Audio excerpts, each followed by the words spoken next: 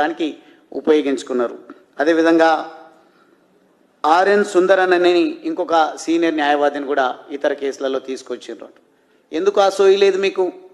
మీరైతే ఒక లెక్క, నిరుద్యోగ యువత అయితే ఒక లెక్కన. ఈరోజు ఒక జడ్జిమెంట్ను సవాల్ చేస్తూ మా నిరుద్యోగ యువత మాకు జరుగుతున్న అన్యాయము, మాకు రిజర్వేషన్ల విషయంలో అన్యాయము, లోకల్ నాన్ లోకల్ విషయంలో అన్యాయం జరుగుతుందని ఒక జడ్జిమెంట్ను మీకు తీసుకొచ్చి ఇచ్చిందట. నాకైతే ఇప్పుడు తెచ్చి ఇచ్చిండ్రు, నేను ప్రెస్ కాన్ఫరెన్స్ పెడుతున్నా అని చెప్తే. తప్పకుండా ఈ జడ్జిమెంట్లను అన్నింటిని కూడా చదువుతా.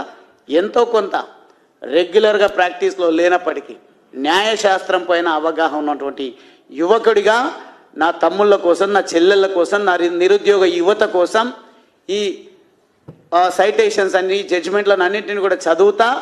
రేపు భవిష్యత్తులో అవసరమైతే భిక్షాటన చేసైనా సరే పేరుగాంచిన అవగాహన ఉన్న సబ్జెక్ట్ ఎక్స్పర్టీస్ ఉన్నటువంటి అడ్వకేట్లను మా తమ్ముళ్ళ పక్షాన కొట్లాడడానికి నియమిస్తాం.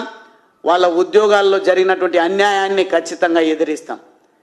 ఎట్లా జరుగుతాయి ఇంత దారుణమైనటువంటి అన్యాయాలు? నాన్ లోకల్కు రిజర్వేషన్లు కల్పించడం ఏంది? 18 మందికి వాళ్ళ లిస్టులో ఎట్లా వచ్చిండ్రు, వాళ్ళకి ఎట్లా ఉద్యోగాలు వచ్చినాయంటే వాళ్ళ గురించి సమాధానం చెప్పరు. 2 హాల్ టికెట్ల పరిస్థితి ఏంటంటే దాని గురించి సమాధానం చెప్పరు.